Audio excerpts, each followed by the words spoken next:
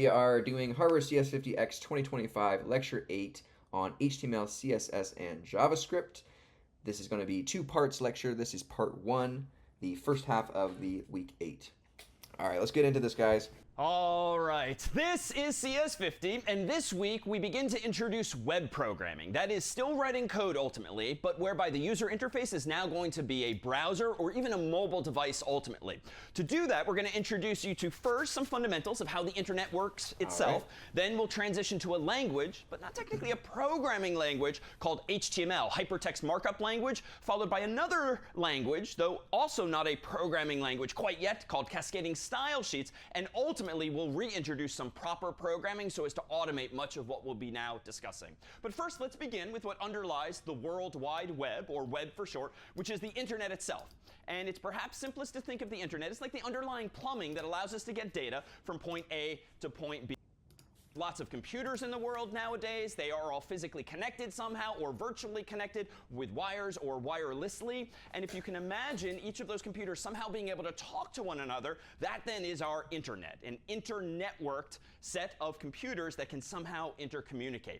But it wasn't always that way, even though you and I take for granted the fact that we can all talk electronically nowadays online. Indeed, early on, there were only a few points of presence on this here internet. So for instance, here is the United States in 1969 when ARPANET, which was developing what we now know as the internet. And there were only a few locations here, primarily on the West Coast. And those universities initially were indeed able to intercommunicate, sending the first emails, for instance, even before there was a World Wide Web.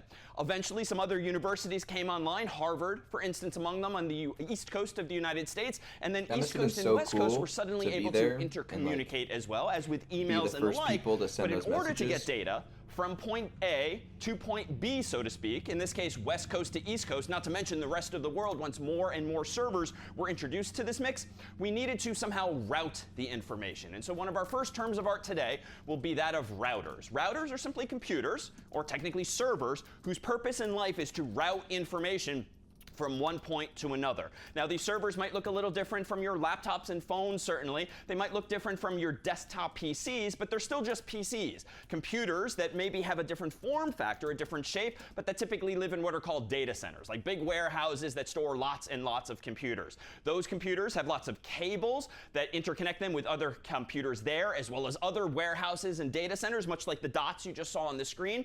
But the software that those servers are running give them the ability to route information from one location to another. So if I here am representing the server, essentially these devices need to decide when they receive some information, an email, a web page, or the like, does it go this way or this way or this way or this other way? And they use software to figure all of that out. Now here we have a visualization in the spirit of using Zoom from some of our former teaching fellows who acted this out. So if you can imagine a teaching fellow named Phyllis wanting to send, say, an email to a teaching fellow whom you might know, in fact, named Brian, well, Phyllis might put that message in some kind of envelope. Here physical, but think of it as virtual as well.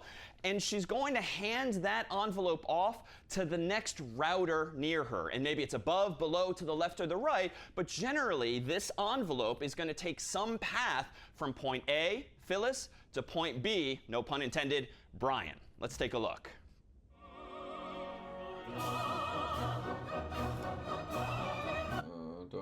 I don't want to play the music. Let's turn that off.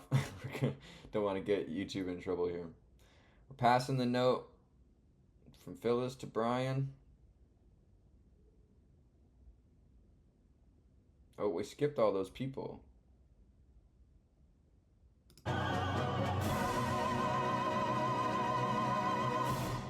Wonderful. So many thanks to CS50's team for making that visualization possible and how well it worked, getting the data up, down, left, right from Phyllis to Brian ultimately. But how were those teaching fellows, how were those routers making decisions? Well, in this case, we actually practiced quite a bit. But in the real world, it's all dynamically figured out via software in some form.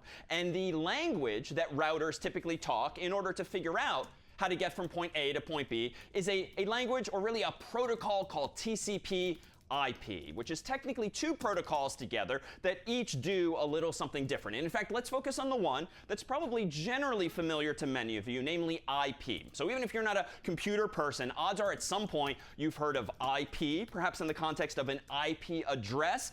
IP stands for Internet Protocol, and you can think of this as a language or a protocol, to be more proper, that computers speak when trying to send information between each other. And a protocol is really just a set of conventions. And so, for instance, in the human world, much of it, if I were to extend my hand to you upon greeting you for the first time, most likely, depending on where you're from, you would know instinctively to reach out with your hand and shake my hand, completing a human protocol. So it's not so much a language that we're speaking, but a set of conventions. And indeed, that's what TCP and IP are. But IP is very specifically focused on addressing servers in the world. So what do I mean by that? Well, it turns out that every computer in the world that's connected to the internet has what's called indeed an IP address, a unique identifier that typically is of this format: something dot something dot something dot something, where each of those somethings is a number, a simple integer. Those integers are typically 0 through 255, which is to say that you have 4 values in a typical IP address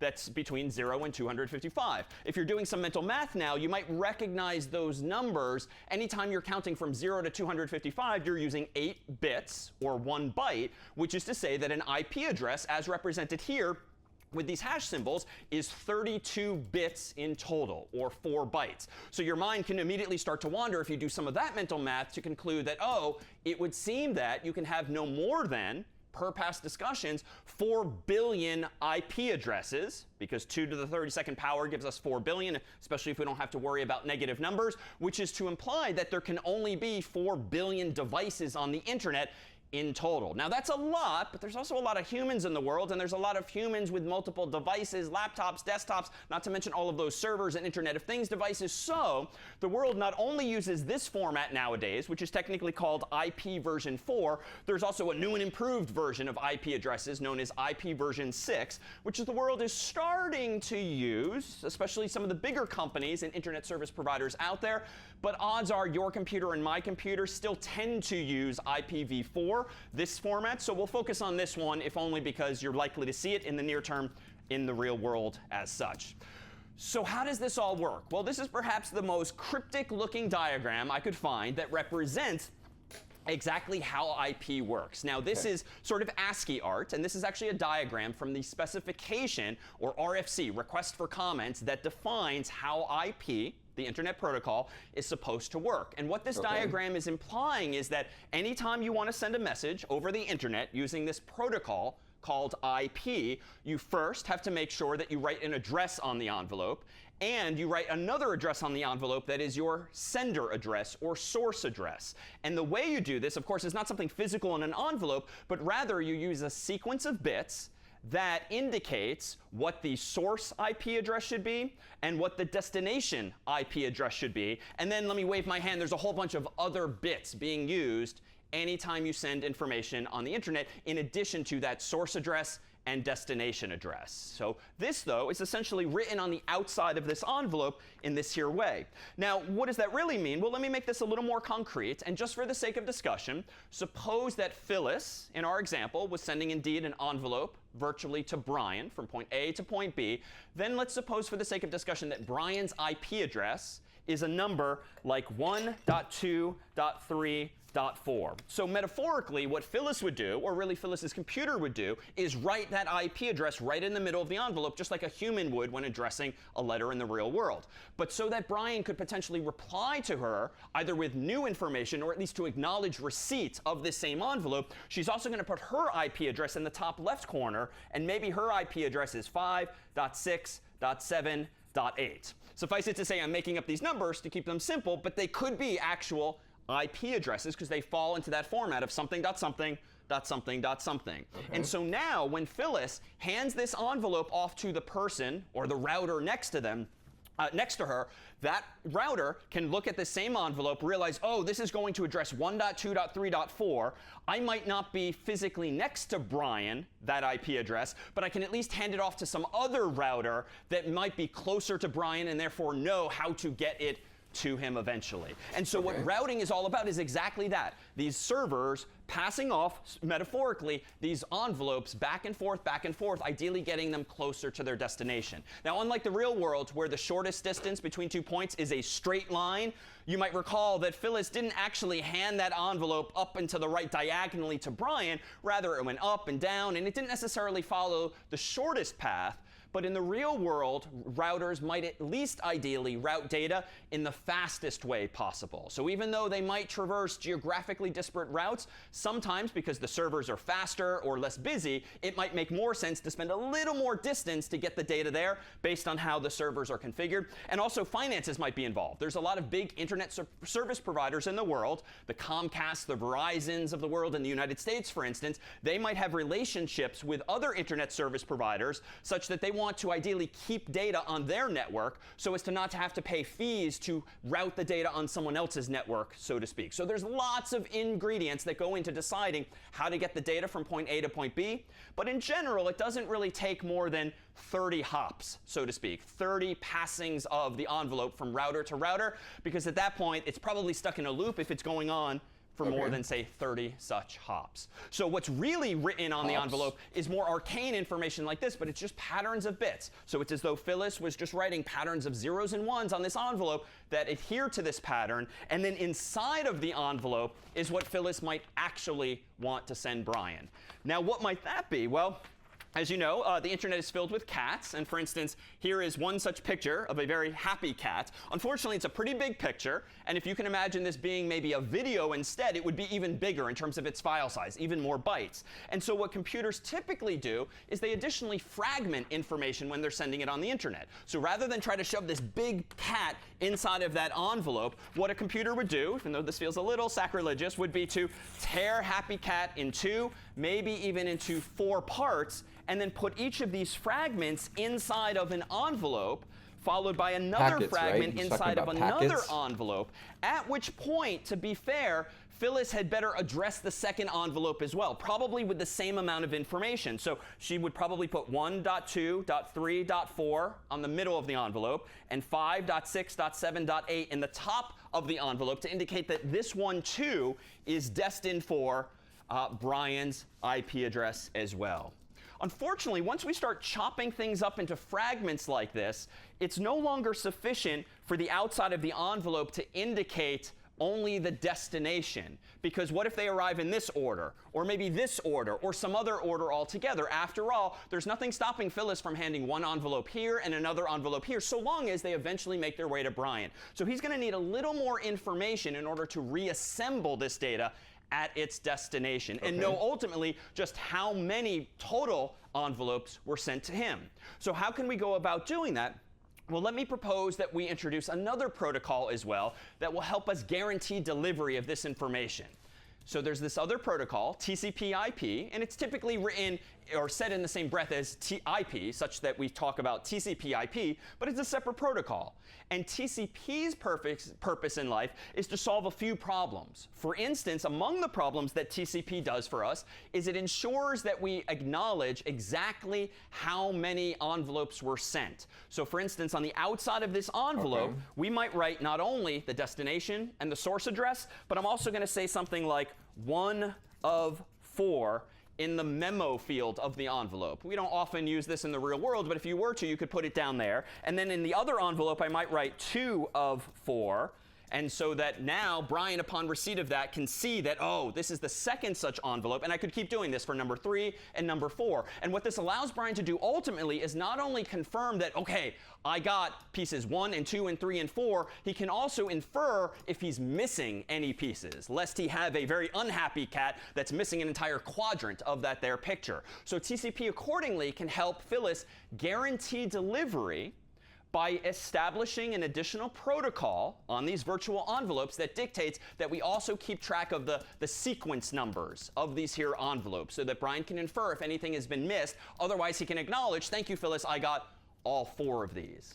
But there's another problem that TCP solves for us, which is that the internet itself does so many different things nowadays. We've got email. We've got the World Wide Web. More on that soon. We've got video conferencing. We've got streaming media, and so many other applications that run on top of the physical infrastructure that is the internet. So what else does TCP do? It also defines a convention for what we're going to call ports.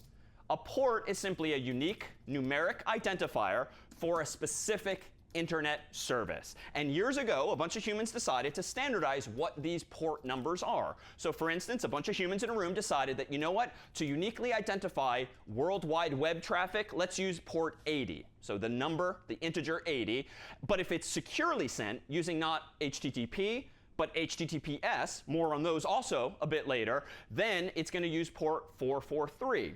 And there's other numbers as well. 25, for instance, is commonly used for email. 53 is commonly used for DNS. And there's other integers as well, much longer list than the two here on the screen. What Phyllis can then do is if she specifically wants to request a web page of Brian, whereby Brian is now not only the recipient, but a web server that has pages of content, what Phyllis can do on the outside of this envelope is add essentially a colon and then a port number, such that now the destination is still 1.2.3.4 colon 80. And this indicates that when Brian receives this envelope, he, as a server, knows that this envelope is destined for not the email server, not the video conferencing server, not the streaming media server, but rather for the web server that happens to be running at Brian's location. And in fact, this is because, as an aside, when we talk about a server, singular, can actually do multiple things. A single server can handle email and web and video conferencing and more. And so what these port numbers ultimately allow servers to do is to multiplex, so to speak, or distinguish which server or which type of service should be handling this inbound request, so that Brian replies with a web page and not, for instance, an email or something that's inappropriate like that. Meanwhile, if we want to get our hands a little dirtier with the underlying format of these things, even though I wrote it on the outside of the envelope as just colon 80, what's really happening underneath the hood is a little something more complicated like this, whereby Phyllis would write not only a destination port, but also a source port. So it turns out even Phyllis uses a unique identifier so that Brian knows how to address his response to her specifically. And there's that sequence number and the acknowledgement number that I alluded to earlier, whereby TCP ensures that we can keep track of 1 of 4, 2 of 4, 3 of 4, 4 of 4. So long story short, what TCP IP together allow us to do is uniquely address computers on the internet, as by using IP addresses in a standard way, and to guarantee delivery of data between 2 points by using these sequence numbers and as well as these port numbers to make sure that the data gets where it needs to go. Now, I'm using guarantee a little bit generously. If the internet goes down, the power goes out, TCP is not going to get data from point A to point B, but assuming the internet itself is working, that is what these protocols together do. But to recap then, with TCP IP, we have this mechanism for addressing computers uniquely, much like we do already in the real world. And in fact, Sanders Theater, for instance, is 45 Quincy Street, Cambridge, Massachusetts, 02138 USA. That is exactly what you could write on the outside of an envelope to mail it physically to Sanders Theater. What we're talking about then with these virtual envelopes is exactly the same idea, but in a way that supports servers sending the same data. And it turns out that just dealing with numbers like IP addresses is much easier than full text like things on the outside of our own envelopes. Indeed, imagine how much happier the mail service, the postal workers, would be if all we were writing were very clean numbers on the outside of the envelopes, and they wouldn't have to read messy handwriting with much more complicated strings of text.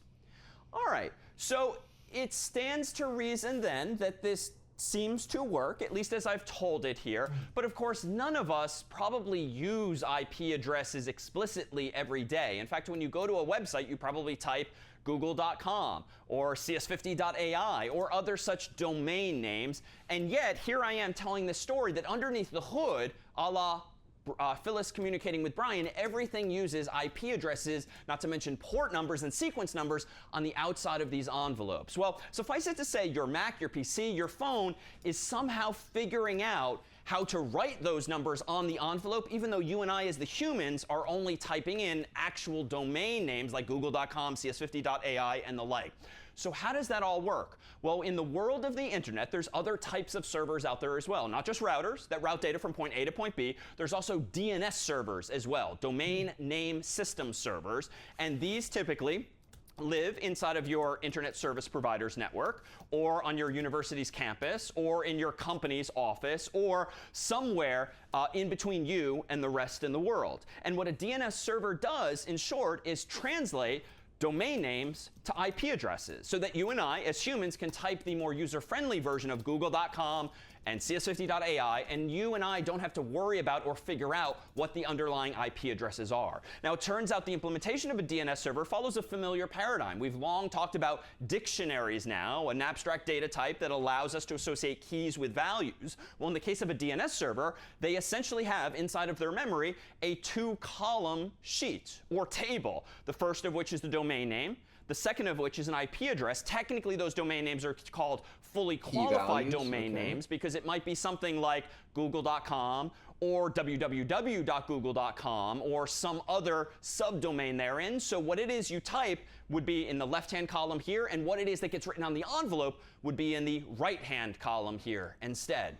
So now this table, you could imagine it being very, very big. I mean, there's thousands, hundreds of thousands, millions of domain names out there nowadays, and surely your phone in your pocket doesn't know about all of them, but that's okay, because the design of DNS is actually to be very hierarchical, so that your internet service provider probably has its own DNS server that can translate many domain names to IP addresses, especially if they're popular ones, and therefore they have looked up the IP address already in the past for their customers. But if you visit a random website that's not very popular and no one has visited at all or recently, your internet service provider can recursively ask another DNS server for the answer to the question, what is the IP address of that domain name? And in fact, around the world, there are what are called root servers, a small number of servers that, for instance, know about all of the .coms and all of the .orgs and all of the .govs, and similarly for other countries as well, whereby those servers, even if they don't know the exact IP address, they might know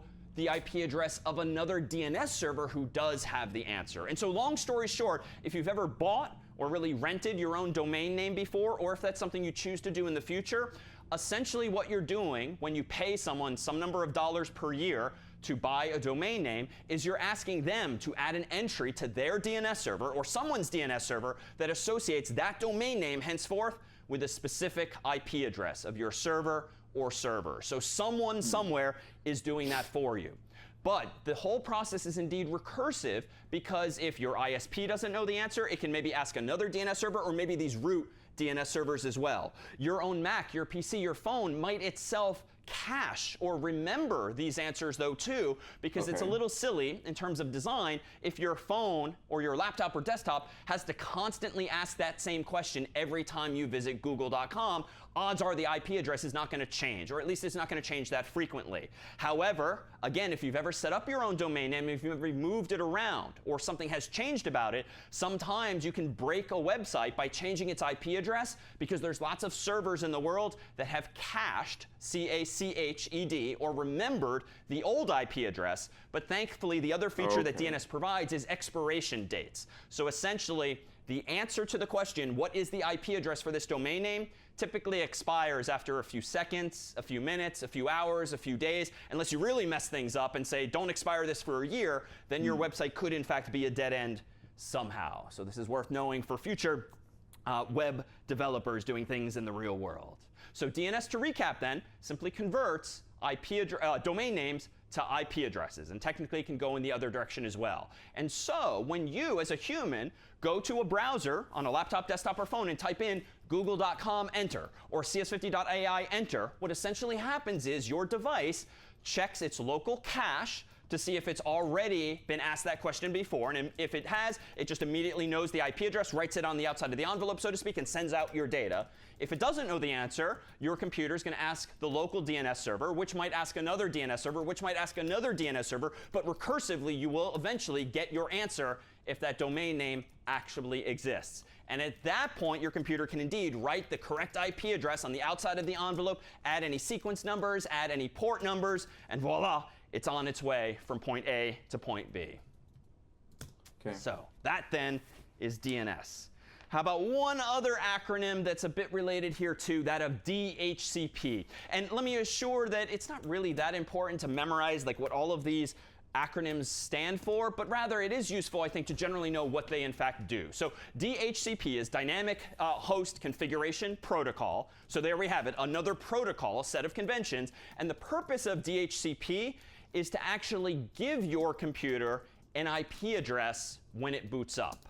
This wasn't always the case. Back in the day, if you've had internet connectivity for a while, some technician probably would come to your house when you or your family signed up for internet service. They would probably have a sheet of paper on which was your personal IP address. And if you wanted to connect your PC to the internet, they would like type that IP address manually into your computer so that your computer knows what IP address to use when talking to other servers. That's not particularly scalable. That's not particularly maintainable. You don't want the technician to have to come out just to make a change or something like that. And you probably want to be able to use multiple devices as well. And so nowadays, what most computers use is DHCP to dynamically figure out what is their IP address. And so nowadays, when you first open your laptop in the morning or boot up your PC or take out your phone, if you haven't used it in a while, and therefore it no longer has an IP address because these two expire after some amount of time, your phone, your device will broadcast a message like, "What is my IP address?" And hopefully, on the nearby network, in your home, in your company, at your university, or in your internet service provider more generally, you will hear an answer, oh, use the IP address 5.6.7.8, for instance, in the case of Phyllis, or 1.2.3.4 in the case of Brian's recipient address as well. So the people who run these servers, the internet service providers of the world, the system administrators at your company or campus, they can come up with the rules via which these IP addresses are assigned or who gets what number. But ultimately, DHCP is just another protocol that governs how your device gets its IP address. But that's not quite everything. It's actually kind of neat. DHCP servers also tell your computer what DNS server to use. They give you the IP address of one or more DNS servers to ask questions of. DHCP servers also tell you the IP address of your default gateway, the router that you should use by default to hand one of those envelopes to. And this is indeed why Phyllis probably knew to whom to hand that envelope in the first place, because when she booted up, so to speak, she was assigned an IP address, she was told what default gateway to use, and the default gateway, aka router, these are just synonyms, is the device to which she should hand off data by default in order to get it from point A to point B. So why do we focus on all of these acronyms, all of these technologies? Well, on the one hand, they're sort of omnipresent. And even though you might not need to say these acronyms verbally all that often, you're going to see them on occasion. When something goes wrong, you're going to need to troubleshoot things like this. But more importantly, they're sort of representative of very real-world engineering problems that the world has had and encountered over the years. But they're relatively simple solutions there, too. You know, I don't necessarily know how I could write code to implement a DNS server or DHCP server, and perhaps neither you, but it sounds like a pretty simple idea. If I have the ability in code to hear requests, I can respond to those requests by maybe using a dictionary in memory, and in the case of a DNS server, and responding to those answers. So this is to say all of the fundamentals, all of the ideas we've been talking about throughout CS50 really are used as building blocks to solve these very real world, very omnipresent technologies that you and I now take for granted every day. Let's now consider one other protocol that's with us every day nowadays, that of HTTP, Hypertext Transfer Protocol, which is indeed itself a protocol, a set of conventions that governs, in this case, how web browsers and web servers intercommunicate. It is very much related to HTTPS, which is literally the secure version thereof, that somehow uses encryption, somehow scrambles the data to ensure that when you're visiting a web page, you and only you can see that web page, and no one in between you on the internet actually knows what it is you're looking at or the specific URL that you are visiting beyond the name or the IP address of the website itself. So even though you and I probably don't even bother typing http:// or https://, odds are nowadays you and I just type google.com, enter, cs50.ai, enter, or you click on a bookmark. Underneath the hood, this protocol is everywhere, and those prefixes, HTTP and HTTPS:// are required when using a browser, even though your browser automatically tends to insert those prefixes automatically if you, the human, don't bother typing them yourself. So they're used, of course, in URLs, Uniform Resource Locators, which specifically are the addresses that we use to get to useful information on the World Wide Web, or web for short. Here, for instance, is one of the simplest URLs we can talk about. I'm going to use HTTPS deliberately to imply that you really do want to try to use secure sites alone nowadays. But this domain name would seem to be www.example.com, or that's the fully qualified domain name itself. But let's tease apart what's going on here. Typically, in your browser, you might see a trailing slash, so a forward slash at the end of it, which just indicates, albeit non-obviously, that you want the default web page at that domain name. In particular, you want to be able to access whatever the default content is for that website. Nowadays, though, browsers like Safari and Chrome and even others tend to hide these details just to simplify what you're actually seeing in your browser. But typically, if you click or double-click on the URL bar in your own browser, you'll see more information, including this trailing slash. So if you only type in google.com, enter, probably your browser is automatically appending the forward slash to indicate you want the default home page. But sometimes there's more to the URL. Sometimes it's /path, where by path I just mean a folder or a file name or something along those lines. And that's more specifically referring to like probably a directory on the server containing some web page specifically. Sometimes it's more explicit. Sometimes the URL might literally end in .html, which is going to stand for Hypertext Markup Language, one of the first languages we'll soon look at in detail. And that's the language in which web pages are written. So what this URL indicates is that at the server called www.example.com, there is a file called file.html that this user wants to see in their browser.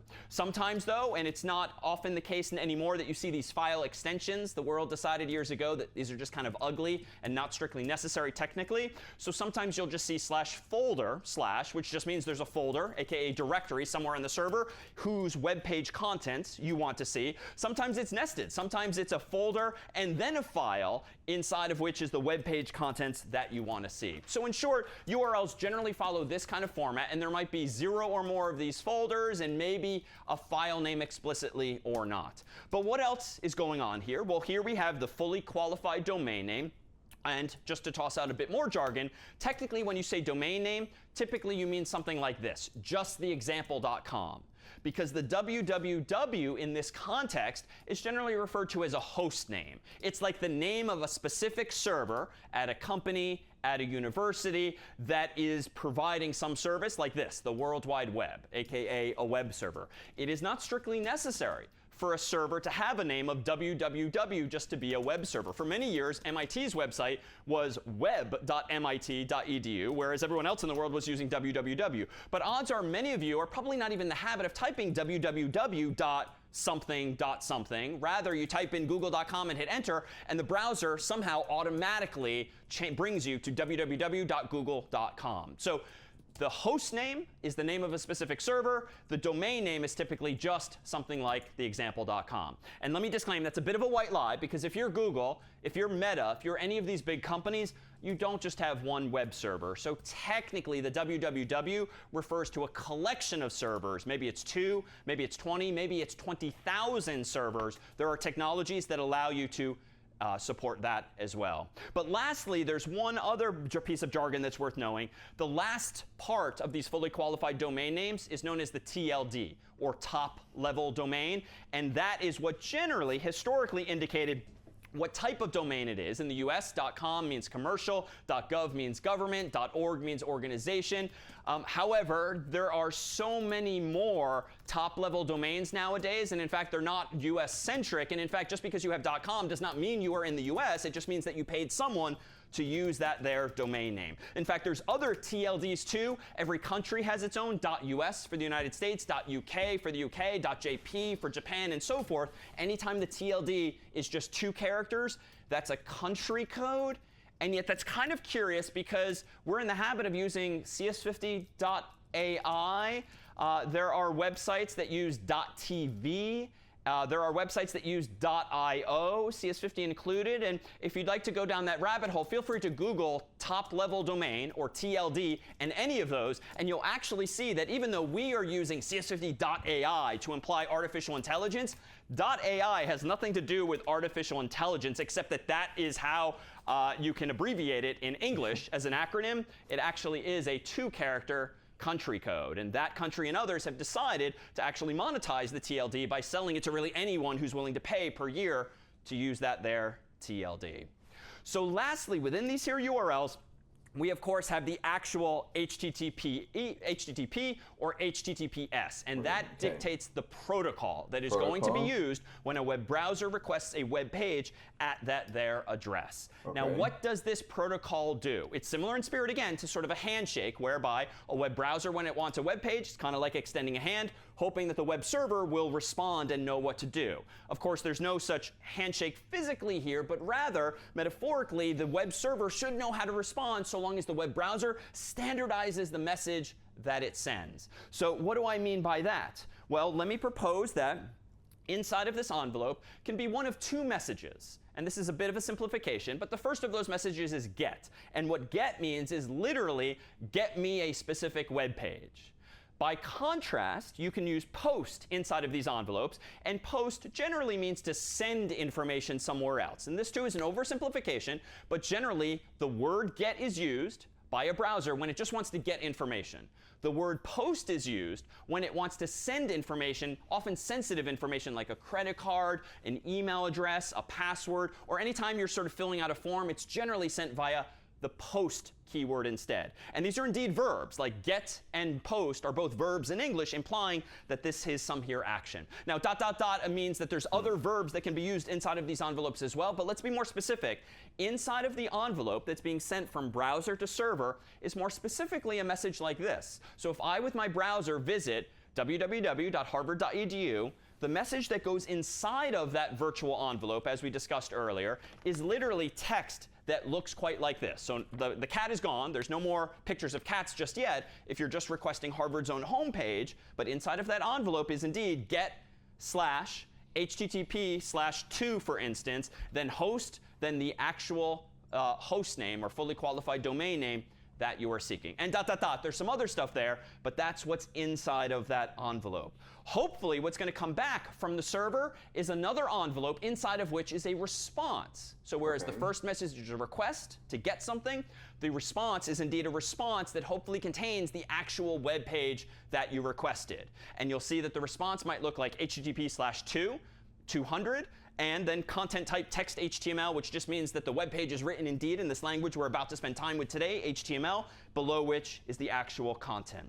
So how can I actually go about seeing some of this? Well, let me actually go over to VS Code. And up until now, we've been using VS Code for the purposes of writing code. But we do have this terminal window. And the terminal window gives me access to an underlying operating system. That operating system, recall, is called Linux. And I have a command line interface here. And up until now, I've been using this command line interface for commands like cd and ls, make, debug 50, Python, SQLite 3, and the like.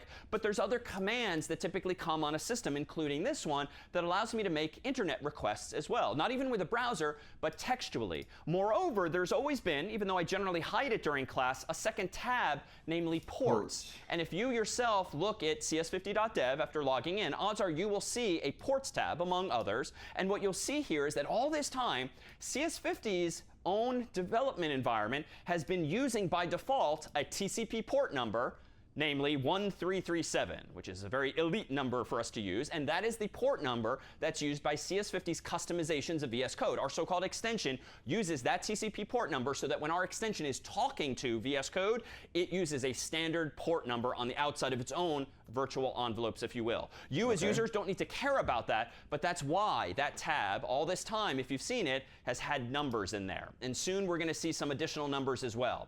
But if I go back to my terminal window here, I, of course, could type commands. And one of the commands I could type is actually this. Let me increase the size of my terminal window.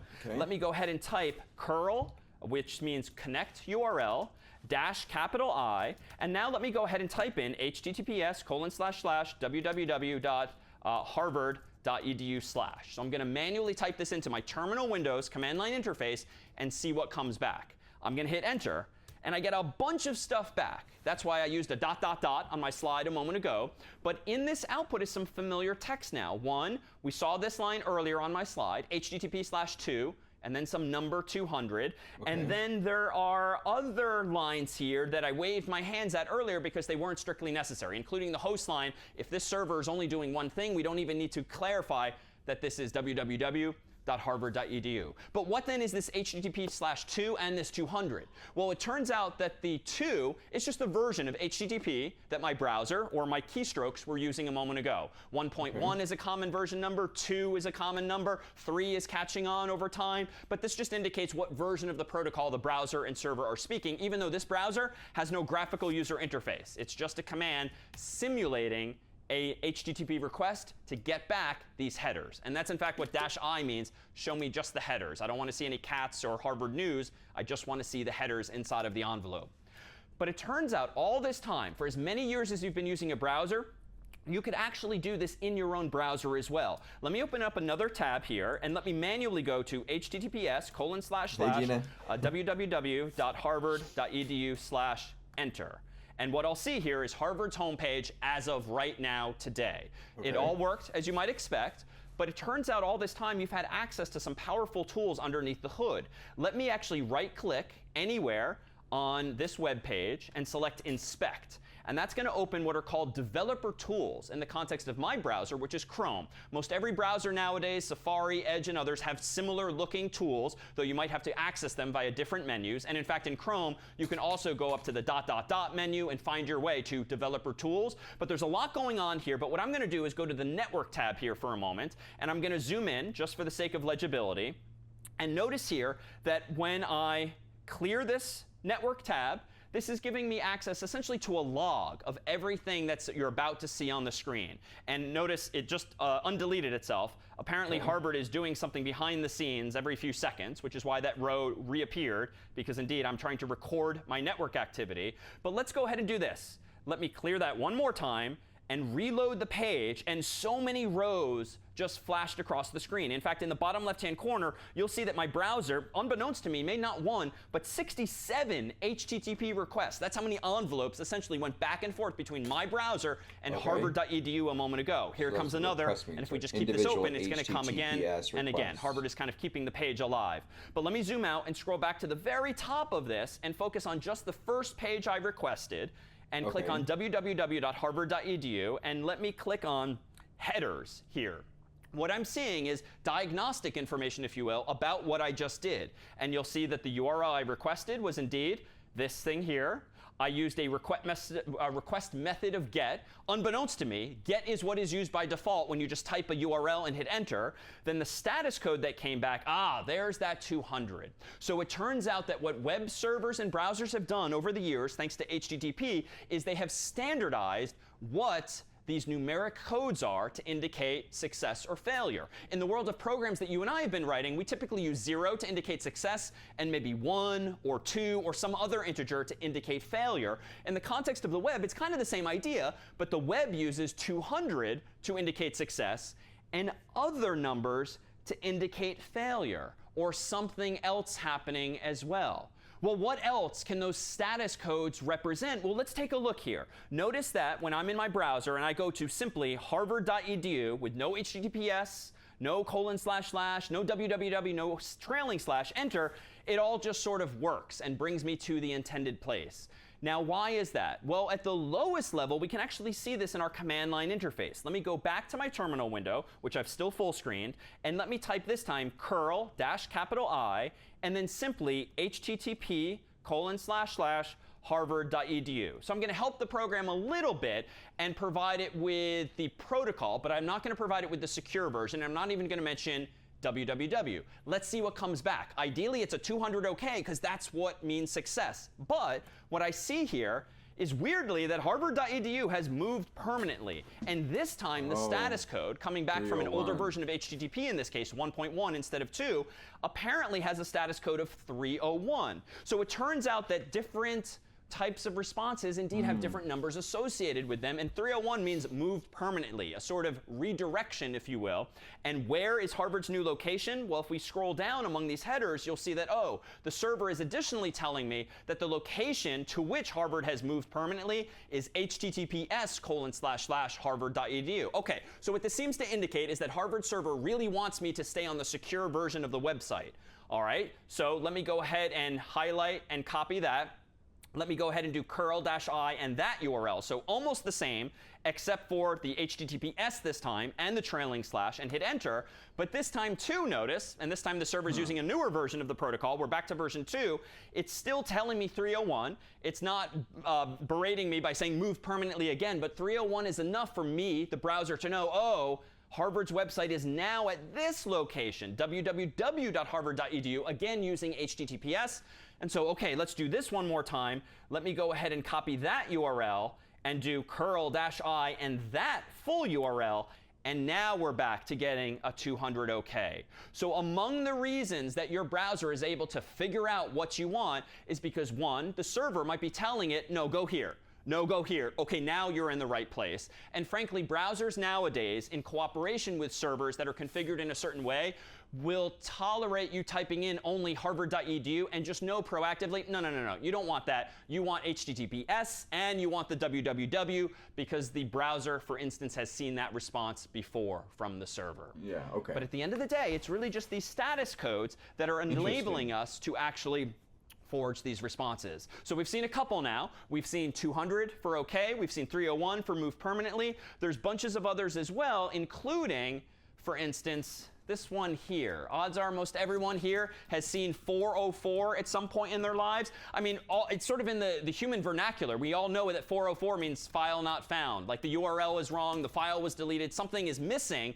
That's a little weird that we as humans have been acclimated to a fairly esoteric HTTP status code, but that's all it is. If you visit a web page that simply does not exist, you will get back not 200, not even 301. You'll get back a similar header like this saying 404, file not found. Now, you might see a web page, and it might be a cute web page, or it might be a black and white text-only web page. It depends how the web server has been configured to show you that information. But 404 indeed means file not found. And here's a non-exhaustive list of other status codes. We've seen 200, OK, 3 redirecting the user from one URL to another. The 400s generally indicate user error, like your fault, my fault. So 401 is unauthorized. 403 is forbidden, like you haven't logged in properly. 404 is not found. 418 is actually an April Fool's joke from years ago. I'm a teapot was sort of a funny joke among engineers. More on that if you Google it if you'd like. 500 range errors means server error. So someone screwed up, maybe not you, but frankly, in a couple weeks' time, when you're writing web-based applications yourself, anytime you see a 500, it is your fault also. So you are both the user and the server in their case. But long story short, the way these things work are simply underneath the hood via these status codes, which really are being sent virtually inside of envelopes like these. Your browser is generally hiding that detail because normal users don't need to care about this level of detail. But you've always had the power of opening your own browser's developer tools and poking around and seeing these things. And all I'm doing in my black and white window here with curl, which connects me to a URL using a command line interface, is showing you even more in detail what's inside of those envelopes. But it's just another way of viewing the same kind of information. Now, we can actually have a little bit of fun with this, with a smile and a wink to our students at Yale who are perhaps watching this now. It turns out, has anyone ever been to this URL here? safetyschool.org. I'll zoom in here in a new tab. Has anyone applied to safetyschool.org or visited safetyschool.org? Well, we love them equally, but turns out if you go to safetyschool.org, you end up at this here website, which if I zoom back in is apparently https://www.yale.edu. So what is going on there? Well, I could open my developer tools, but let me use my newfound command line skills and do it here. curl-i http://safetyschool.org, enter, and you'll see that, oh, safetyschool.org has moved permanently to Yale.edu's own website. So this is to a practical joke that has lived on the internet for years. There is someone out there, I don't know who they are, they have been paying an annual fee for years now simply to have this esoteric joke for us computer scientists. There are ones for Harvard as well, in all fairness, but this is one that's perhaps been around the longest. So somewhere there's a Harvard alum who's getting older and older, but is still paying this bill year over year since the web was invented.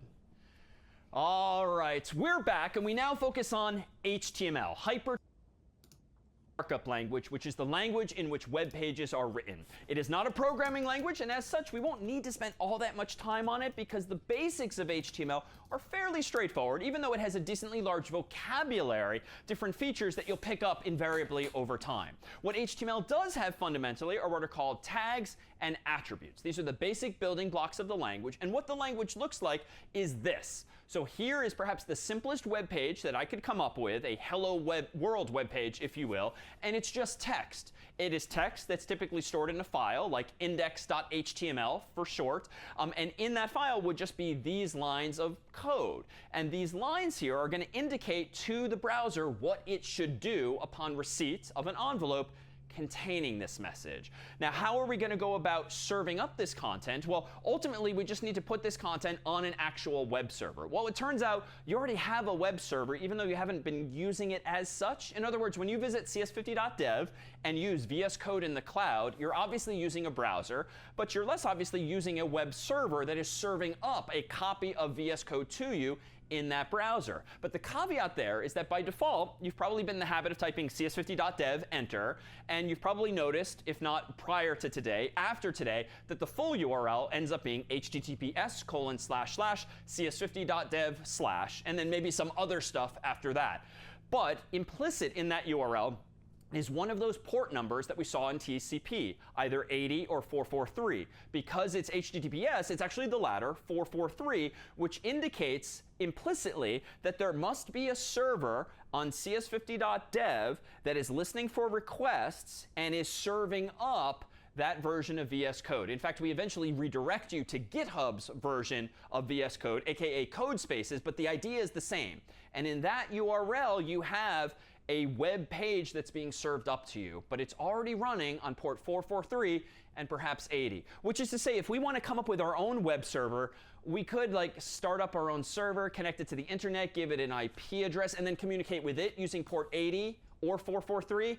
But it's actually a lot simpler to embrace the reality that any server can have multiple services, be it web or email or video conferencing or the like, or heck, 2 different web servers. And so even though VS Code in the cloud is already running a web server, because that's indeed how it works, there's nothing stopping you and me from inside of VS Code starting a second web server, so long as we choose a different port number, a different TCP port that's not already being used by the server itself. So how are we going to do that? Well, we're going to introduce you to a new command today, called quite appropriately http-server. This is a command that you can run in your terminal window that will start your very own web server by default on port 8080. 8080 isn't that special, but it tends to be a convention. Whenever you want to run a web server on a port other than 80 by default, you would just use 8080 as a go-to. But it could really be any number within a large range. Now, this http server command is going to allow me to serve up some actual content. What might that content be? Well, let me go ahead and do this. Let me go ahead and run code index.html, and let me go ahead and whip up a very simple web page herein. And I'll explain in just a moment what these lines are, but let me go ahead and just kind of transcribe it in this here file. So angle bracket, exclamation point, doc type, HTML, close bracket. Then I had HTML lang equals quote unquote en. Then I had head. Then I had title, and inside of that title, I had hello, comma, title. Below that head, I had open tag body, inside of which I had hello body. So there's a lot of weird stuff going on here if you've never seen this before, but I think I have recreated the file you just saw in slide form a moment ago. What I'm now going to do is try to view this file inside of my browser. But to do that, I need to do this. I'm going to go ahead and run HTTP server, enter, and a whole bunch of stuff is going to appear in my terminal window, some diagnostic output, a URL, and the like. But in particular, I'm going to get this little pop-up that's telling me, oh, my application running on port 8080 is now available. This is just a user-friendly feature of VS Code, specifically CS50's own extension therein, that allows me to click Open in Browser. I immediately get a second tab inside of which I see the contents of my code space at this moment in time. Now notice, to save myself some time today, I've downloaded in advance a source 8 folder inside of which are a lot of today's examples if I so need them. And there's a file I literally just created called index.html. What you're seeing here is a directory index of my current folder. So this is a dynamically, automatically generated web page that's simply showing me in a web browser what is inside of my code space. Now, what's my URL? Well, it turns out it's going to be something that ends in github.dev, which is a domain that GitHub itself controls. So that's going to be generated for me automatically. It's not a domain name I had to buy or sign up for. And it's really meant to be temporary because I'm going to use my code space as a development environment to develop web pages. But most important for now is that indeed this server program is running on localhost, which is a nickname for the local computer, no matter what its actual name is, specifically on port 8080. And this is why I'm now seeing my folder instead of VS Code. This tab has port 8080. This tab would appear to have port 443, which is GitHub's own web server running at this domain. Now I'm going to go ahead and click my index.html, and we will see what the simplest web page in the world might look like.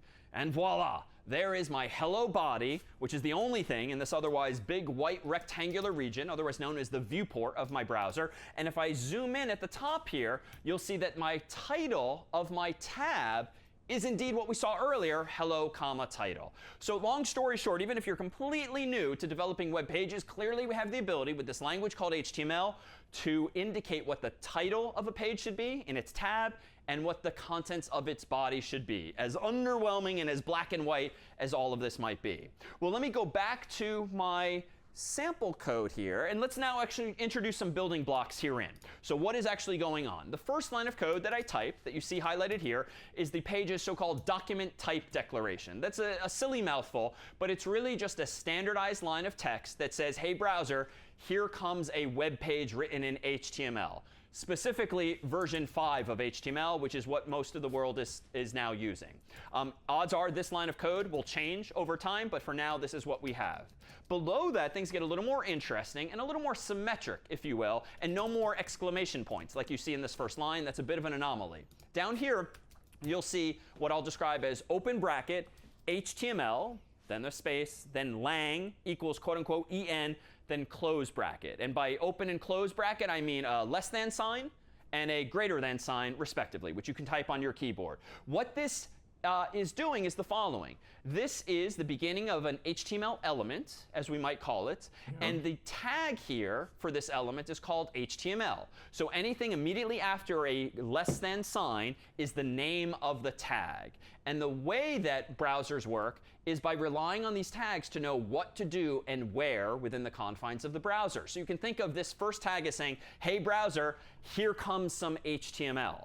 Now, what is that HTML all about? Well, this thing here highlighted, lang, short for language, indicates what human language is presumably going to be used throughout the rest of the page. All of the tags, all of the attributes, for better or for worse, are going to be in English because the language HTML itself was standardized by English-speaking people. You can write web pages with your own content in any human language. In this case, I have opted to write my page, as simple as it is, in English as well. Hello title and hello body. And the en attribute value here, so to speak, is just like a clue to the browser that in case you've got Google Translate or any kind of automatic translation, this is a little hint as to what the human language is to facilitate automatic translation or search engine optimization, SEO, or the like. But that whole thing started the HTML page. Now we have a sequence of other tags. Hey, browser, here comes the head of the page, which metaphorically is like the very top of the page here, aka the tab that we looked at a moment ago.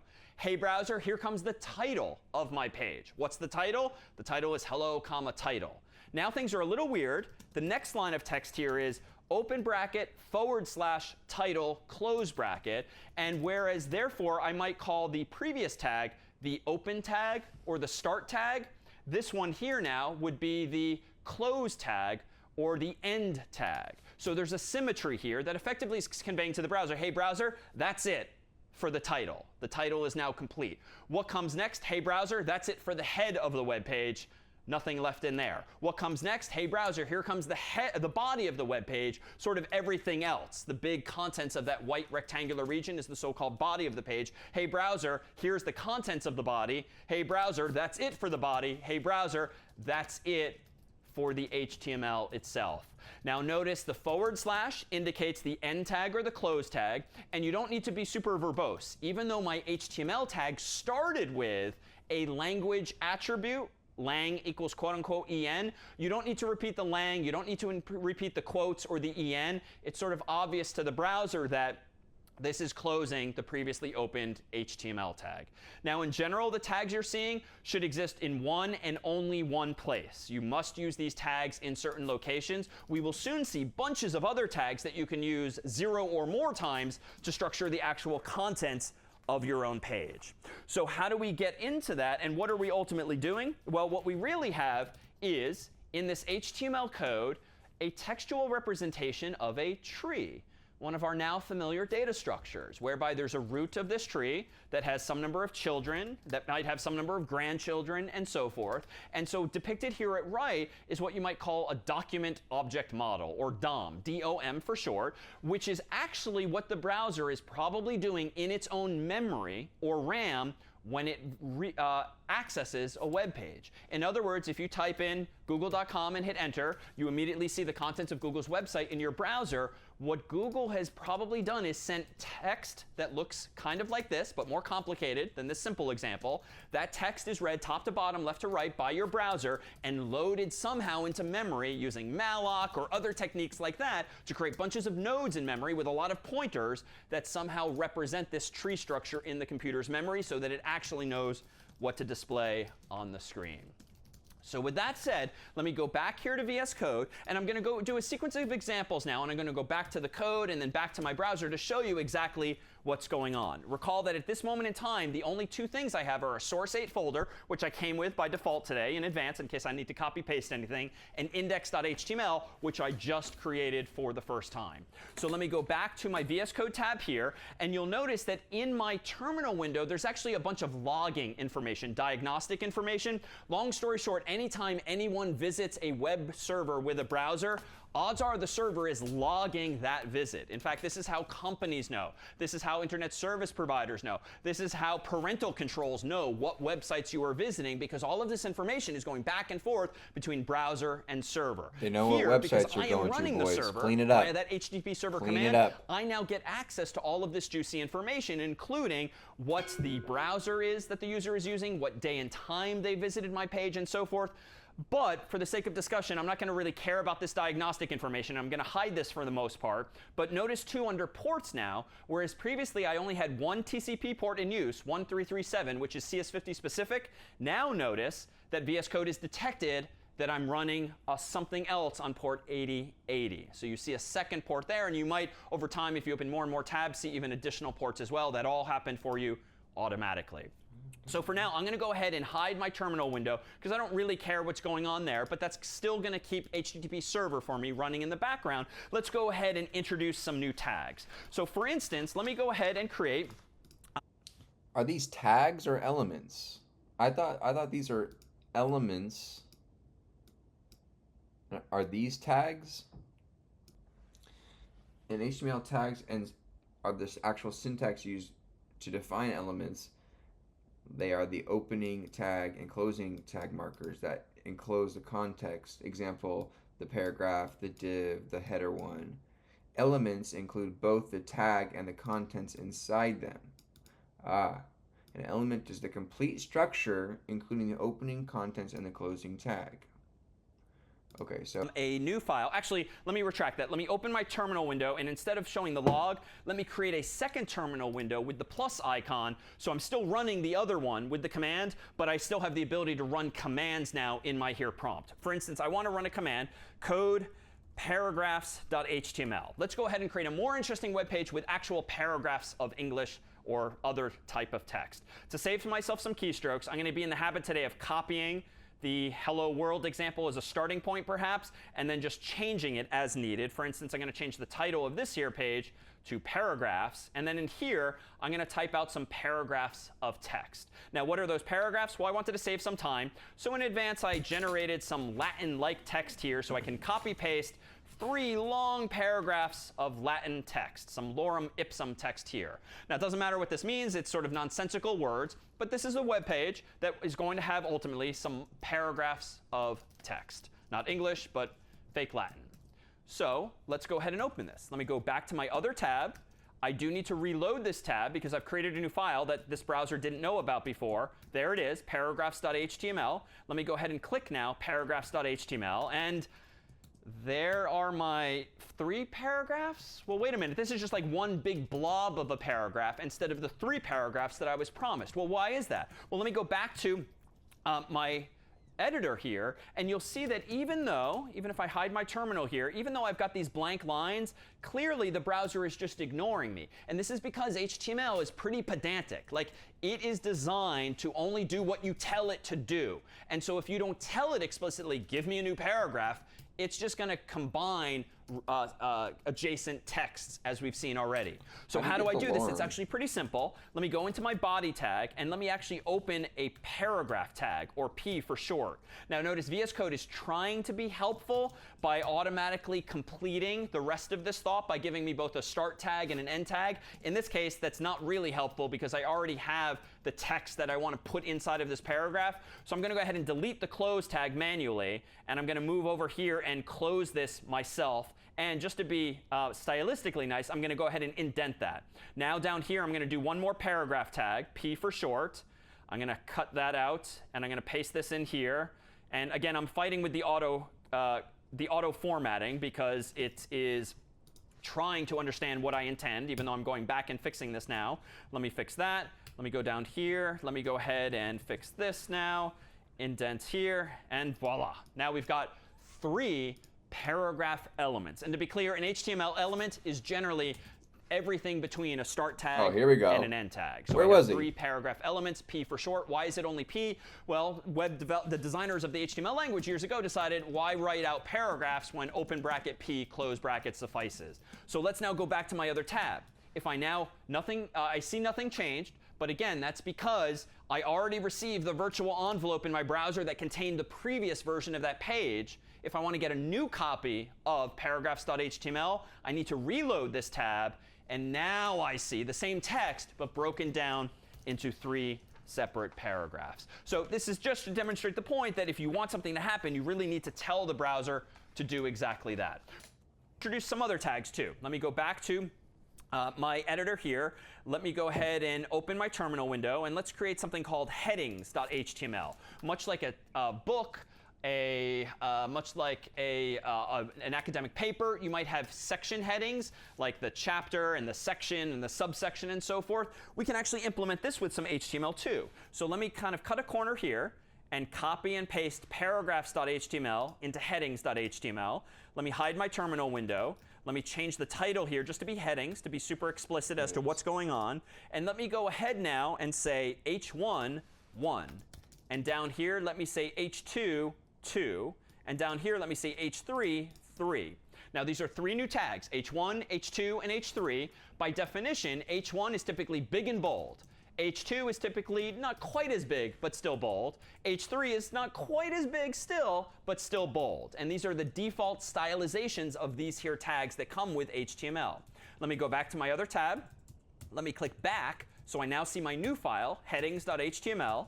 Let me click on headings.html. And now, even though it's still nonsensical Latin-like text, at least it's starting to look pretty. Looks like a chapter of a book with some sections and subsections and so forth. That's because the browser now understands what it is I want of it. Now, you could simulate this by just literally typing the word 1 in its own paragraph, the word 2 in its own paragraph, the word 3 in its own paragraph, but it wouldn't be bigger and it wouldn't be bolder.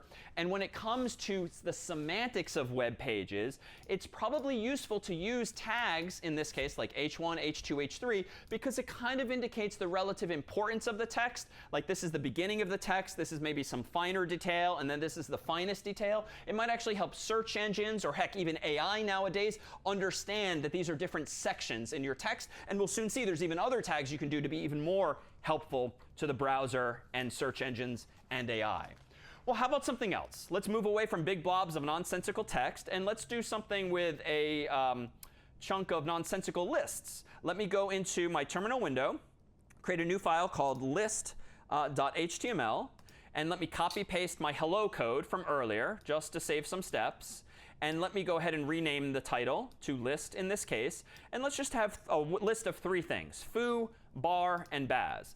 If you've never heard these words before, they're sort of go-to computer science words when you just want some random placeholders. They mean nothing per se. But foo, bar, and baz are go-to default words like X, Y, and Z for mathematicians. All right, this looks like a nice, pretty list. I've indented it, which looks great. But if I go back to my other tab, hit back, and I click on list.html, I think you probably know where this is going. Just like the paragraphs, we just get one big paragraph of foo, bar, baz. We don't get foo on one line, bar on the next line, baz on the third.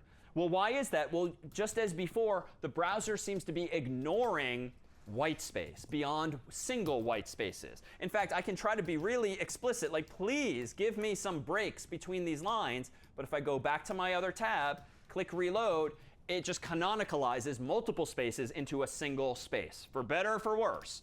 So if I really want a list, I need to tell the browser that I want a list. And one way I can do that is as follows. Let me delete that temporarily.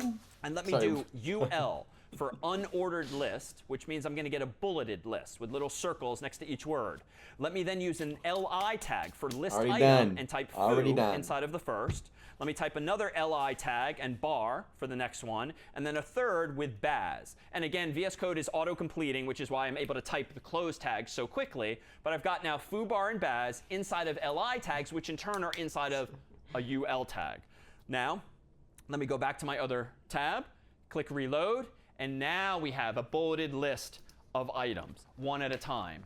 Well, what if I want to number this list? Well, I could certainly just go in here and start manually writing 1 and 2 and 3. But you could imagine that getting a little annoying over time, because if you need to reorder the list or add things to it, like, it's just minorly annoying to have to maintain numbers for lists of things. Like, this is what software is good at. This is an easy fix. And you might guess where I'm going with this. If I want to move from an unordered list, which is just bullets by default, to an ordered list, which is numbered, I can change the UL to an OL in both places so that my start tag and end tag still match. I can go back to my other tab, click reload, and what's going to happen by default now is, I get 1 and 2 and 3. And long story short, there are actually techniques whereby you can change this behavior using attributes to not just be these Arabic numerals, but you can use Roman numerals or other symbols that browsers are designed to support. And it all just kind of happens for you, which is great, because if you're writing something like an outline for a paper or the like, you don't really want to have to think about all of those numbers, just like Google Docs and Microsoft Word. Like, the software should figure that out for you. And indeed, HTML can do just that.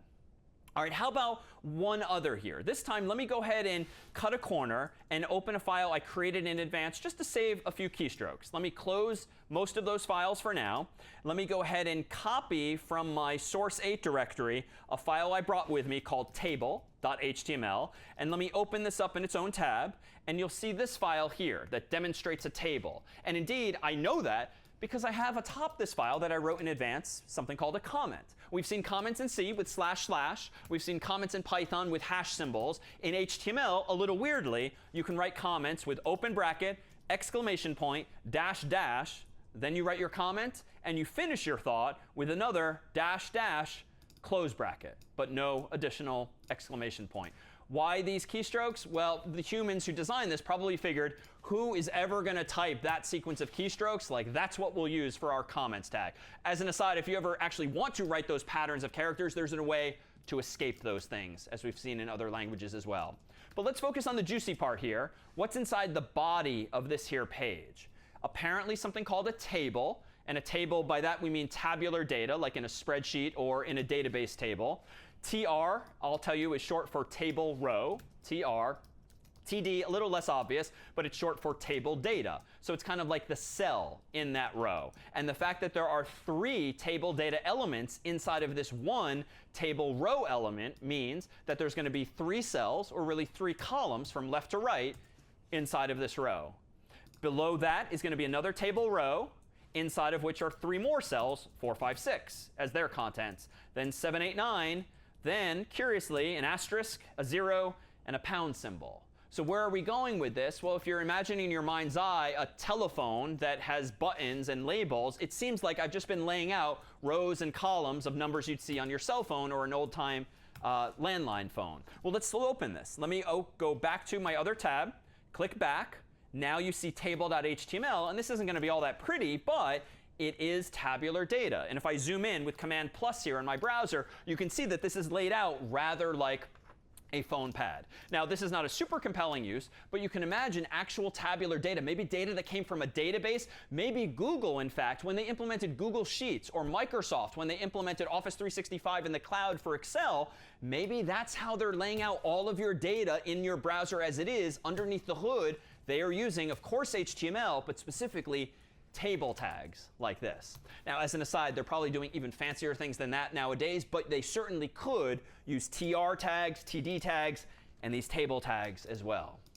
All right, enough about text. Let me actually go back to VS Code here. Let's close table.html, and let's do something with an image. In fact, let me go ahead and grab a file called maybe bridge.png, which is a portable network graphic version of the bridge with which you're now familiar, that we ran a number of filters on in the past. And this is now in ping format because BMP format, which we used in a previous problem set, tends not to be used on the web or supported necessarily by browsers, but pings are, GIFs are, JPEGs are, and potentially a few other formats as well. So I'm pretty good going with portable network graphic. We're good to go.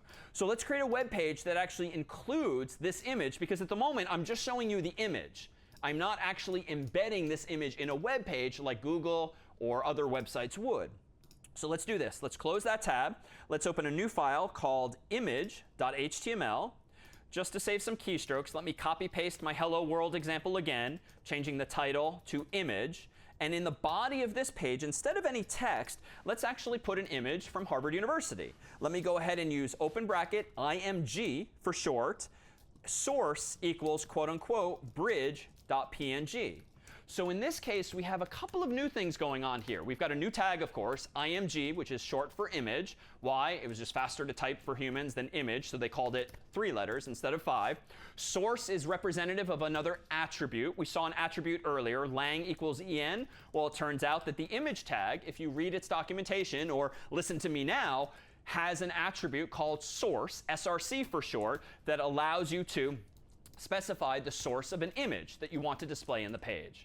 But somewhat differently here, the image tag that I've written has no close tag, no end tag. I could do this, but frankly, open bracket /image, but frankly, this seems a little unnecessary, if not confusing, and it is technologically unnecessary. It turns out that some tags can be empty in the sense that they don't need a close tag, and an image kind of makes sense, right? Unlike a head of the page, the title of a page, the body of a page that start over here and maybe end down here, an image is either there or it's not. Like, you can't start showing the image and eventually stop showing the image. Like, it's either there or it's not, so you don't really need an end tag for certain start tags. An image is among the examples.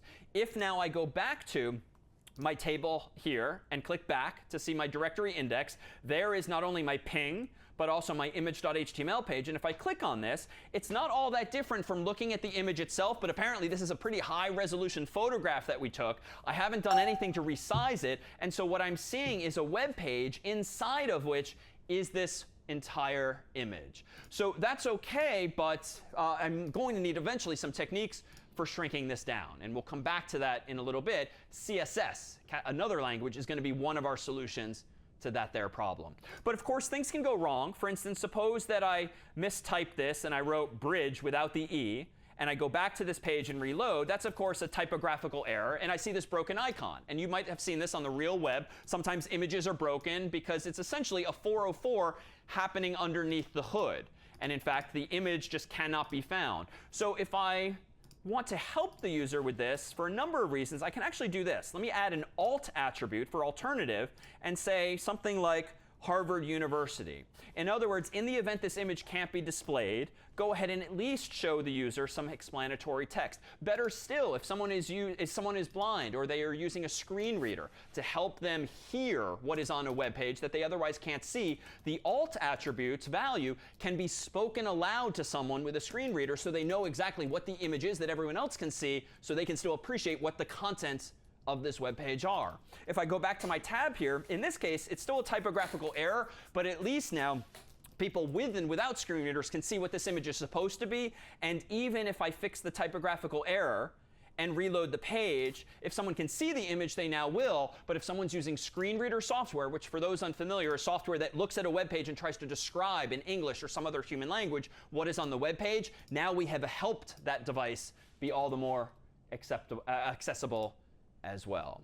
So you might have 0 or 1, or now it seems 2 attributes on a given tag.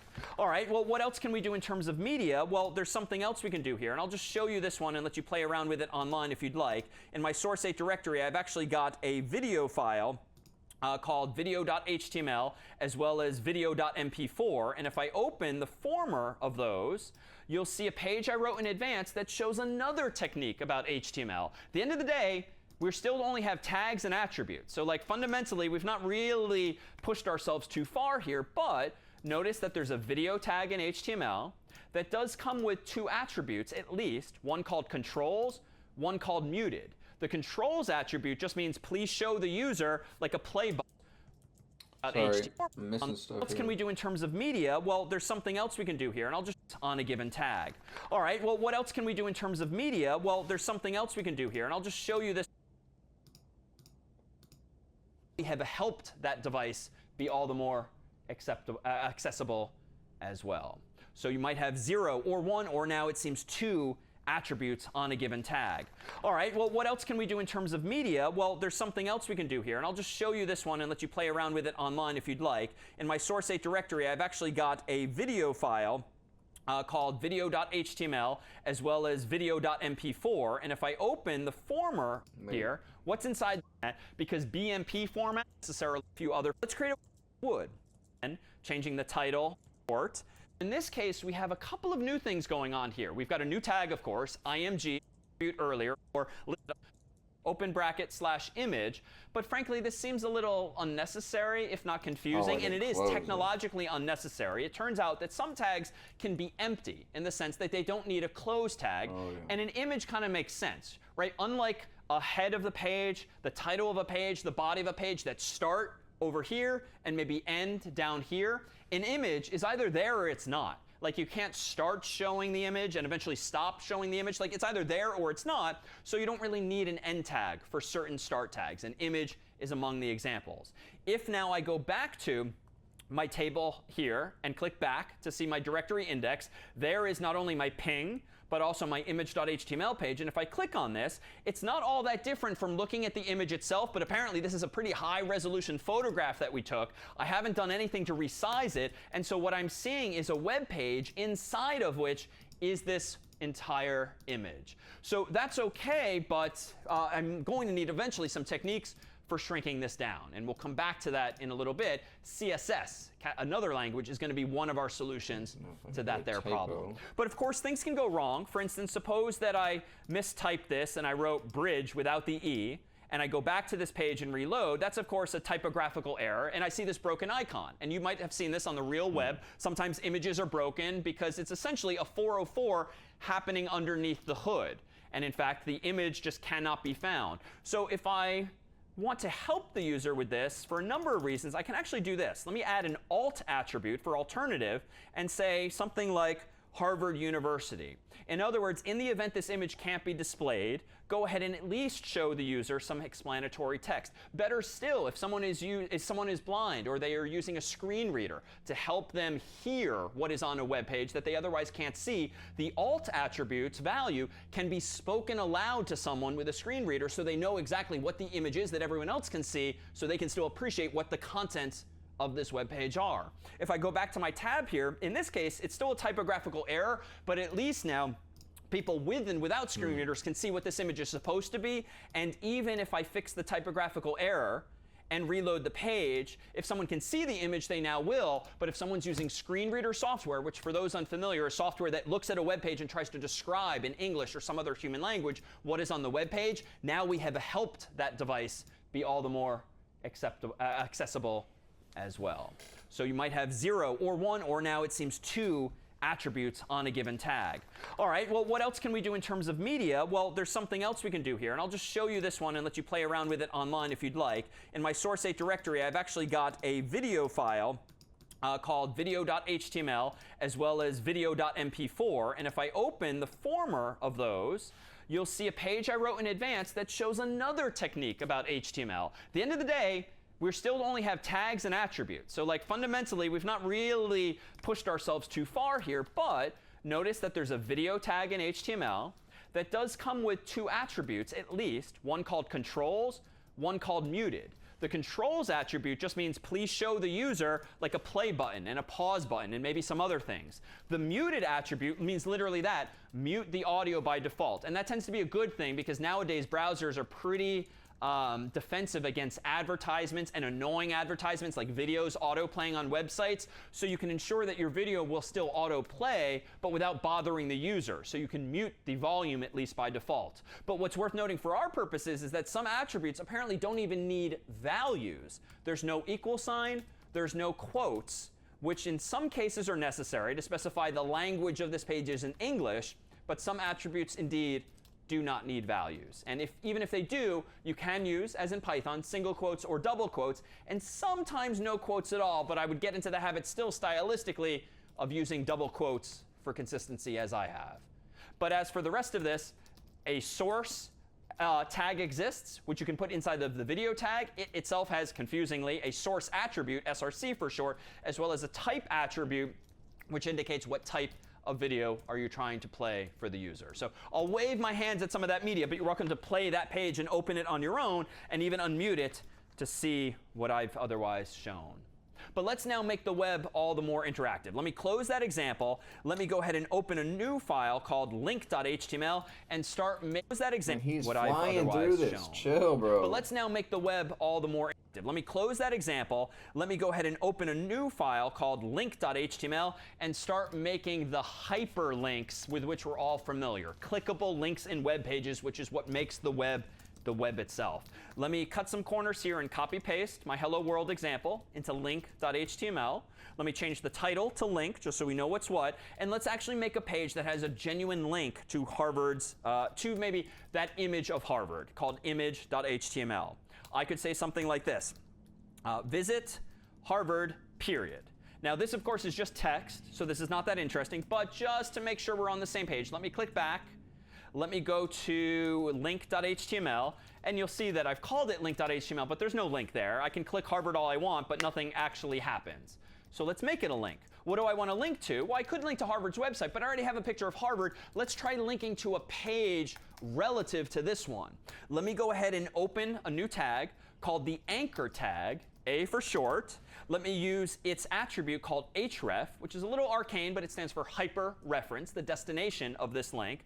Let me add some quotes and say image.html, close quote, close tag. And then notice VS Code's trying to be helpful, but sometimes it doesn't know what I intend. So I'm going to delete the end tag, move my cursor over, and paste it at the end and finish my period there, just because I want everything to be balanced. And now, even though this one looks a little more cryptic, this is now the beginning of hyperlinking pages on websites. If I go back to my other tab, click reload, now I see the familiar underlined text, which of course signals in many web pages that this here is a link. If I hover over it, it's going to be a little small, but in the bottom left-hand corner of my browser, which is Chrome, I can actually see that this will lead me to a page called image.html. And indeed, if I click on Harvard for real, I get back to image.html. And the URL in my browser has changed from link.html to image.html. So this is what's known as a relative link, whereby I'm linking from one of my own pages to another of my pages. They're in the same folder, so I don't need to mention any folder names. The server just knows what I want. So that's then a link. But what if I want to link to an actual URL and not just a relative page like Harvard's own website? Well, that I can do too. I can change the value of this href attribute, and I could just do harvard.edu. Unfortunately, this is not going to work. The values of hrefs in a web page, if they're going to be full-fledged URLs, have to be actual URLs, protocol and all in this case. And so I'm going to do https://www.harvard.edu. And heck, I'm going to include the trailing slash, even though I don't strictly need it. And technically speaking, I could omit the protocol if I want the same protocol to be used. But in general, I'm going to link to the full-fledged URL of harvard.edu here. I'm going to go over to my image tab. I'm going to kick back to go back to my link tab. I'm going to reload to make sure I get the latest HTML in my browser. And if I hover over this now, super subtle, but in the bottom corner of my browser now, this indeed leads me to harvard.edu. And if I click that, we should see the familiar forests that we saw a little bit ago. And now this is an external link, not a relative link, that I've now implemented in this web page. All right, let me click back. And let me reveal one other feature now of those so-called developer tools. Previously, I opened up developer tools when I wanted to play around with HTTP, the protocol that just gets the web pages from browser to server and back. But now it turns out I'm going to use another feature of my developer tools by right-clicking or control-clicking anywhere on my page or going through the main menu. I'm going to click Inspect. And now Inspect makes a little more sense because now I'm literally inspecting the web page itself. Notice at left here is a visualization of the underlying HTML of this web page. And some of it's hidden, but I'm going to click the little triangles to reveal the rest of it. And you will see essentially at left here under the Elements tab in Chrome a list of all of the elements that compose this web page. And again, an element is everything between an open tag and a close tag. So in this case, I am seeing a very pretty printed version of my own source code. And some things are broken out onto different lines just to make clear that here's some text, here's a link, here's some other text, both of which are inside of this body tag. And notice too, as I hover over things, Chrome, just to be helpful, because if I'm a developer, I want some help here, I can see in light blue what I am hovering over in my HTML being mirrored in the actual body of the page. If I hover over the body, I see everything to the body as well. Now, what I can take away from this is the following. This here is my web page, and it's very pretty printed. If I close this tab, I can see my same code in another way. If I right-click or control-click, I can also go to View Page Source. View Page Source is a feature that's been in browsers for years, and you can see the same code, but exactly as it came from the server. I happen to be pretty nitpicky, so it's all nicely indented as well. But this is a static version of the page, whereas the developer tools allows me to actually poke around with things. In fact, let me close this tab. Let me re-click again on Inspect. And watch this. If I want to poke around here, I could actually go into the developer tools and temporarily, without even going back to my terminal window, I can click on or double click on anything in this page, and I can actually change it in real time. Like I can change Harvard to Harvard University and then hit Command Enter. And in this case, I can change the contents of the web page. But curiously, that has not changed anything on the server, because this makes clear the point that once the browser has requested a web page from the server and downloaded that virtual envelope inside of which is the original version of link.html, that's what the browser is going to keep in its memory. You can change your copy of that page all you want, but it doesn't affect the server at all. The browser gets a copy of what's on the server. In fact, we can take this feature out for a spin, seemingly maliciously, but not in a way that has any effect. In fact, let me pull up not just harvard.edu, but specifically the admissions page for Harvard College, and scroll down here, and you'll see this advertisement toward the end, why Harvard? Well, notice that if I want to see the underlying HTML of this page, I can see it in a couple of ways. I can right-click and choose View Page Source. And it's going to look like way more code than we've written to date. This is me scrolling through all of the HTML that composes the admissions website's HTML at Harvard. There's a lot there, but it's going to follow that same pattern of tags and attributes. Or I can kind of pretty print it by going to Inspect, going to the Elements tab, and there, notice, is the exact same content, even though I was scrolling through it super fast, but it shows you everything pretty printed, so you can kind of poke around. More importantly, I can click on any part of the page with my Control key or 2 fingers and select Inspect. And what's nice is that Chrome, and really any browser, will jump to the specific HTML in the browser's memory that corresponds to that part of the page. The upside of this is I can actually infer, how did Harvard make this web page? How did they structure their HTML? Now, we haven't talked about all of these tags yet, but notice that there's all of these div tags, div, there's a section tag, but there are some familiar ones. Here's an h2. Harvard is using an h2 tag for why Harvard. Here's a ul down below for some kind of unordered list. But notice here I can be a little playful here, and maybe we should nudge people to go to Yale instead. Let me change in the Elements tab, Harvard to Yale, hit Enter, and now I seem to have hacked Harvard's website, and it suddenly says why Yale instead.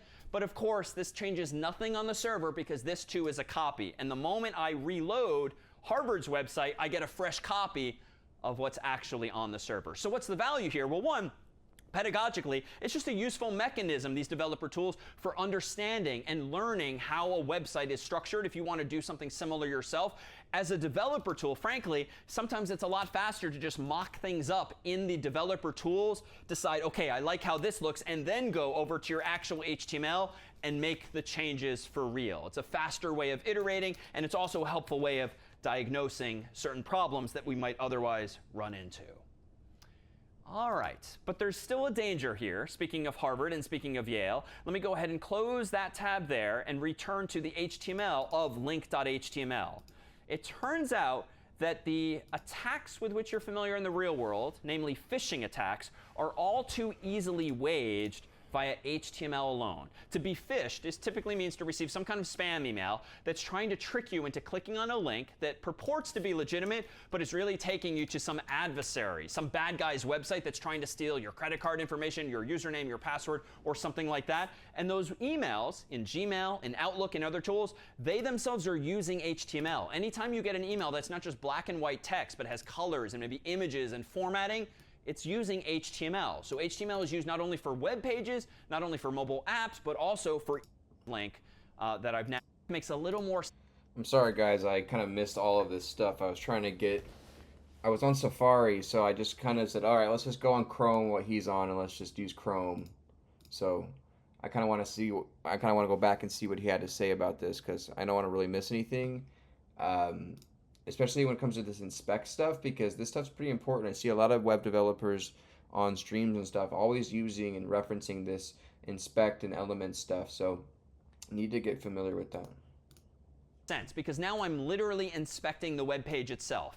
Notice at left here is a visualization of the underlying HTML of this web page. And some of it's hidden, but I'm going to click the little triangles to reveal the rest of it. And you will see essentially at left here, under the Elements tab in Chrome, a list of all of the elements that compose this web page. And again, an element is everything between an open tag and a closed tag. So in this case, I am seeing a very pretty printed version of my own source code. And some things are broken out onto different lines just to make clear that here's some text, here's a link, here's some other text, both of which are inside of this body tag.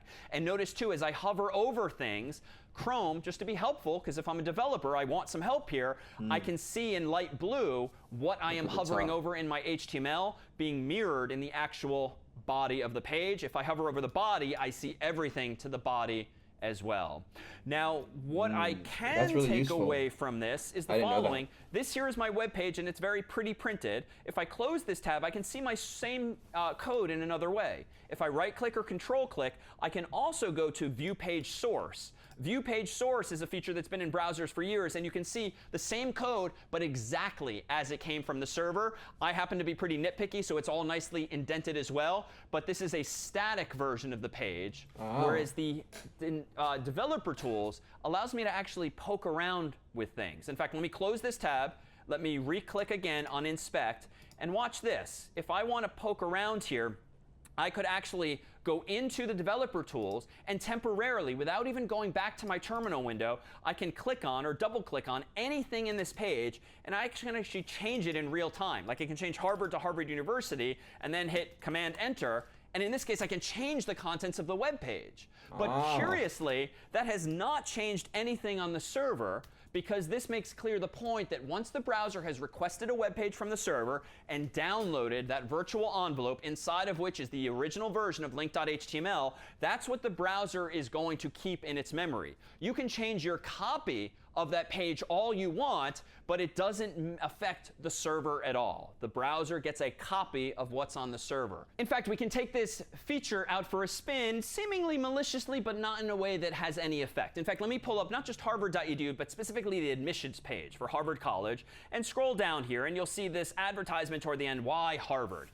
Well, notice that if I want to see the underlying HTML of this page, I can see it in a couple of ways. I can right-click and choose View Page Source, and it's going to look like way more code than we've written to date. This is me scrolling through all of the HTML that composes the admissions website's HTML at Harvard. There's a lot there, but it's going to follow that same pattern of tags and attributes. Or I can kind of pretty print it by going to Inspect, going to the Elements tab, and there, notice, is the exact same content, even though I was scrolling through it super fast, but it shows you everything pretty printed, so you can kind of poke around. More importantly, I can click on any part of the page with my Control key or 2 fingers and select Inspect. And what's nice is that Chrome, and really any browser, will jump to the specific HTML in the browser's memory that corresponds to that part of the page. The upside of this is I can actually infer, how did Harvard make this web page? How did they structure their HTML? Now, we haven't talked about all of these tags yet, but notice that there's all of these div tags, div, there's a section tag, but there are some familiar ones. Here's an h2. Harvard is using an h2 tag for why Harvard. Here's a ul down below for some kind of unordered list. But notice here I can be a little playful here, and maybe we should nudge people to go to Yale instead. Let me change in the Elements tab, Harvard to Yale, hit Enter, and now I seem to have hacked Harvard's website, and it suddenly says why Yale instead. But of course, this changes nothing on the server because this too is a copy. And the moment I reload Harvard's website, I get a fresh copy of what's actually on the server. So what's the value here? Well, one, pedagogically, it's just a useful mechanism, these developer tools, for understanding and learning how a website is structured if you want to do something similar yourself. As a developer tool, frankly, sometimes it's a lot faster to just mock things up in the developer tools, decide, OK, I like how this looks, and then go over to your actual HTML and make the changes for real. It's a faster way of iterating, and it's also a helpful way of diagnosing certain problems that we might otherwise run into. Cool. All right, but there's still a danger here. Speaking of Harvard and speaking of Yale, let me go ahead and close that tab there and return to the HTML of link.html. It turns out that the attacks with which you're familiar in the real world, namely phishing attacks, are all too easily waged via HTML alone. To be phished, this typically means to receive some kind of spam email that's trying to trick you into clicking on a link that purports to be legitimate, but is really taking you to some adversary, some bad guy's website that's trying to steal your credit card information, your username, your password, or something like that. And those emails in Gmail, in Outlook, and other tools, they themselves are using HTML. Anytime you get an email that's not just black and white text, but has colors and maybe images and formatting, it's using HTML. So HTML is used not only for web pages, not only for mobile apps, but also for emails as well. And here's how easy it is to unfortunately deceive users. Suppose that I still have a link here to Harvard, but I actually changed the actual href to be yale.edu. If I go back to my actual browser here and close my developer tools and click reload, the page still says, like the HTML, visit Harvard, period. Yeah, and this is super subtle, but if I hover over this link in the bottom corner of my browser now, I'm actually going to be led to yale.edu if I click this link. In fact, if I actually do that, voila, now I'm actually at yale.edu. So not a big deal in this case. I'm just sending one student from one place to another. But you could imagine making a website that looks like a bank's website, that looks like PayPal's website, that looks like something legitimate, such that when I click on a link, no one's really looking in the bottom left-hand corner of their browser all the time. You could all too easily trick a user into visiting a page and maybe filling out form on a page that they didn't actually intend. And we say this not to empower you to do such things, but the opposite, to detect when such behavior is happening. And frankly, getting into the habit of hovering over links that you're a little suspicious about is probably a good practice. But for today, know just how easily these threats can be waged and why there are so many of these threats to us online. It boils down to these basic fundamentals. Now, all that said, we haven't even done anything dynamically. Every web page we've made thus far has still been very static, like content I have made in advance, and you can reload all you want. It's always going to look the same from the server again and again.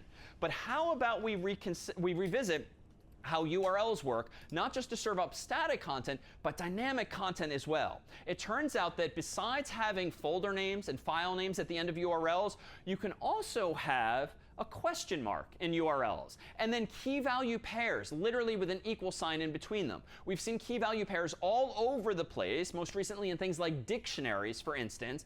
But in this case here, we have a canonical format for how you can actually provide input from a browser to a server, typically that's typed in via a form. So for instance, let me actually open up a brand new tab here. Let me go to google.com, just the main page that doesn't come with my browser. And I'm going to go ahead and type in something like cats, C-A-T. Now, ignoring the fact that there's a whole lot of autocomplete going on here, let me hit enter. And let me emphasize what my URL, We can be distracted for a moment by the cute cats on the top of the page. But let's then zoom in on the top of the page here, where we'll see a very long URL, most of which, frankly, I don't understand, and probably only Google employees would understand what everything is in this URL. But let me delete most everything except the essence of this URL. And what I've left at the top of my browser is only https://www.google.com/search, which is the path, $Q equals cats.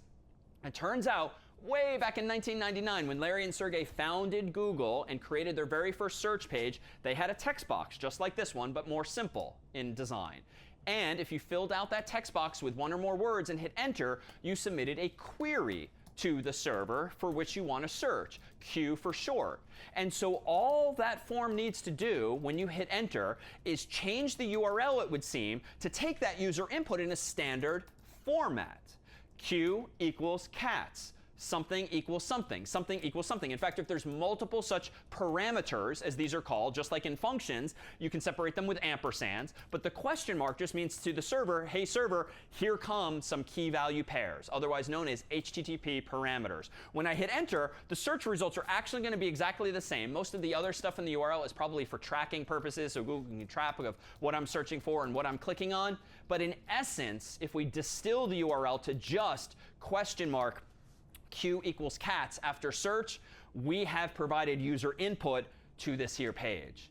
And what's cool about that is the following. Normally, the canonical URL might be as simple as this, or it might actually have two key values in pairs, which indeed can be separated by these here ampersands. I think I can take advantage of this here feature and implement like my own version of Google. Let me do this. That's kind of it for HTML. Like there's bunches of other tags and attributes out there, but those are really for an online tutorial or book or reference or some other source to just pick up what more vocabulary there is. At the end of the day, it's just more tags and more attributes following this shared structure. So for now, I want to make things more dynamic, leveraging my knowledge of just that. Let me go back into my VS Code. Let me create my own page called search.html, enter. Let me save a few keystrokes by copying and pasting my hello world code and changing the title to search. Let me get rid of the body here.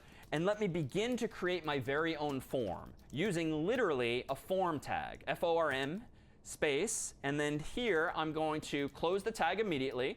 Inside of this form element now, let me go ahead and create an input whose name equals Q. And inside of this form element, let me additionally add an input whose type equals submit. And we'll see what this gets us first. Let me go back to my other tab, click back to see my directory listing of files, click on search.html, and this is super simple, but I seem to have the beginnings of an interactive web form, a big text box and a submit button by default that seems to be a form. Unfortunately, if I type big type equals and in my very own form using literally a form tag, FORM, space, and then here I'm going to close the tag immediately. Inside of this form element now, let me go ahead and create an input whose name equals Q. And inside of this form element, let me additionally add an input whose type equals submit. And we'll see what this gets us first. Let me go back to my other tab, click back to see my directory listing of files, click on search.html, and this is super simple, but I seem to have the beginnings of an interactive web form, a big text box and a submit button by default that seems to be a form. Unfortunately, if I type in anything to this, cats, and then click submit, nothing actually happens. But if I go to my own URL here at the top, notice that I'm still on search.html, but $Q equals cats was automatically added for me by the browser as soon as I click submit. So let me go back and add a little more detail in my editable file. Let me specifically specify that the type of this text box is text, but that it turns out is the default. So I'm actually going to enhance that and make this a search box specifically. Let me go back to my browser and reload. And this is subtle, but if I now type in cats, notice that I get this little X here, which is just a user-friendly feature, which means now I can click on the X to clear that box. That is simply because I changed the type of this box from generic text to a search box, for which that feature is useful. I don't really like the idea of submit. I'd kind of like my button to say something about Google. So let me go back to my submit tag here and change the value of that input to be quote unquote Google search. Then let me go back to the page, reload, And now things are getting a little more interesting, whereby I have a Google search button. It still doesn't do anything. We're making buttons. But let me be more specific. When I submit this form, I want the method to be used, the verb to be quote unquote get. Somewhat confusingly, the convention is to use lowercase here, even though inside of the envelope I've demonstrated with curl that it tends to be capitalized in the actual HTTP protocol. But so be it. But get is actually the default, so I don't strictly need that. But what I do want to add here is an action. What action do I want this form to take when submitted? Well, I don't have a backend. I don't have a database. I have not searched the web ever with this here code space, but Google has. So let me use Google's backend, their servers and database, to search for whatever Q is. Let me change the action value here to be https://www.google.com/search. So just the beginning of that URL without the question mark. Now let me go back to my search tab, reload, and now nothing visually seems to have happened. But if I type in cats now and click on this new and improved Google search No, button, we made Google. watch what happens not only to my Google. URL, but the contents of the page. We I made have Google. just searched Woo! for my own web page for cats on google.com. In other words, by nature of how HTML So am I an engineer now? Am I a Google engineer? Am I need code? forms work, specifically using the get method and the action of Google's own URL, my browser knows how to assemble all of those ingredients into a brand new URL that contains as the value of Q whatever I typed into that box. And heck, I can do this manually now, even though no one searches like this. I could just search for Q equals dogs, and now I get some adorable dogs as my search results here. But that's just because I now understand what these URLs are doing for me and how they are structured. If I zoom out and I go back to search.html, I can actually make some improvements here to that same form. You might have noticed that when I typed cats the second time, I actually saw it auto-completing as cats. There was a little popover there. If I don't want any autocomplete, there's an attribute for that. Autocomplete equals quote-unquote off. This will now disable the browser from remembering things that I've searched for before. I can also do this. Notice if I go back here to my search page and click reload, notice that with no hands on the keyboard, the box is there, the button is there, but my cursor isn't. I have to manually focus my cursor on that box, and then it gets highlighted in blue and I see the blinking cursor. That's not the best user experience, or UX, so to speak. Why you're going to make the user move their cursor and put the cursor where you want it to be anyway? So I can fix that. Let me go back to this same search box and let me add autofocus. And I don't actually need to give it a value, but if I now go back to the page and reload, watch, even without clicking on that text box, it's already highlighted and blinking because I've given focus, so to speak, to that there text box. Now, what is this text box? It's just a big white box. Well, if you read the documentation for, or listen to what I'm here saying about the input tag, you can also have a placeholder attribute that can contain any text you want, like query, for instance, quote unquote. If I now go back to this page, reload once more, now you see in gray text inside of the box sort of explanatory instructions as to what I'm looking for. And as soon as I start typing CATS, query, goes away. So that too is a feature you've probably seen in browsers that's just the result of someone having used the right HTML tags and attributes. Now, I've been a little deliberate here. I have alphabetized all of my attributes, if only because it helps me personally skim things from left to right and know if I've missed something that I intended. But strictly speaking, there's no official ordering to any of these attributes. You can put them left to right, right to left. They don't need to be alphabetically sorted. But stylistically, this is indeed what I myself tend to do here. Let's take a look at one more use of forms that will allow us to introduce another feature that's present not only in HTML, but in other programming languages as well, including, in fact, Python. So let me go ahead and create a new file here called register.html. And let's just imagine that we're trying to create a web page via which someone can register for something, a website, a sport, or anything else. And what I'm going to do in register.html is save a few keystrokes and copy my search code into register.html, and I'm going to change the title to register, and I'm going to get rid of the form as a starting point here. Let me close my terminal, and inside of this form, let's just create the beginnings of a registration form. But unlike the Google example, I'm not going to bother trying to submit this anywhere. That'll be a goal for another time. But let me go ahead and in this form create an input. for which autocomplete is off, like before, for which the field is auto-focused, and you should only have one auto-focus field, otherwise the cursor doesn't know where to go. Let me specify that I want this input to be someone's email address, because after all, I want this to be a registration page. So the placeholder text I'm going to be using is email, so they know what to type. And then the type of this field, for now, is just going to be text. And then I'm going to go ahead and have a submit button. But it turns out you can have different types of buttons. And one other way to express a submit button is literally with an HTML element called button, for which the label here will be register. So long story short, there's different ways to implement buttons. Here is now a second way. Let me go back to my other tabs. Let's close the tats. Let's hit back to get to my directory index. And let's now click on register.html. So very similar in spirit to my search form, but now I'm clearly asking for an email with a registration button. However, I could try to register with anything here. In fact, if I'm not paying attention, maybe I'll just type my name like I always do in these examples and click register.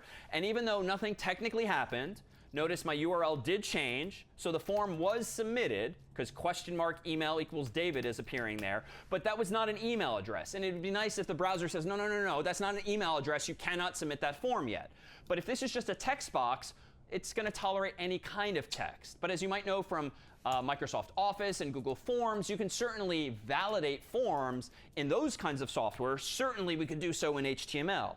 Well, we can in a couple ways. Let me go back to my HTML, and let me change the type of this input to be not text, not search, but email. And it turns out that this is one of the officially supported types of inputs nowadays, where the browser will now know that, OK, before I can let the human submit this form, I better check that they're typed in an email. So let me reload this page. Let me again foolishly try to type in just my name, not my email, and click register. And now notice I'm getting admonished by the browser. This is a default pop-up that's saying, please include an @ in the email address. David is missing an @.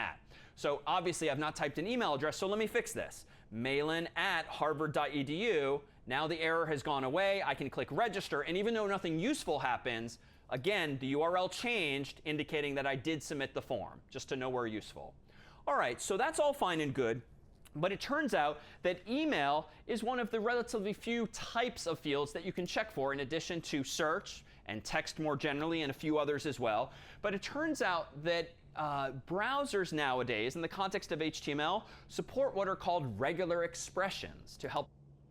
All right, that is where we will pause the lecture watch for today. We will watch the second half, getting into regular expressions, CSS, and JavaScript tomorrow. So make sure you come back tomorrow for the lecture watch along tomorrow. But that's going to do it for the watch along for today.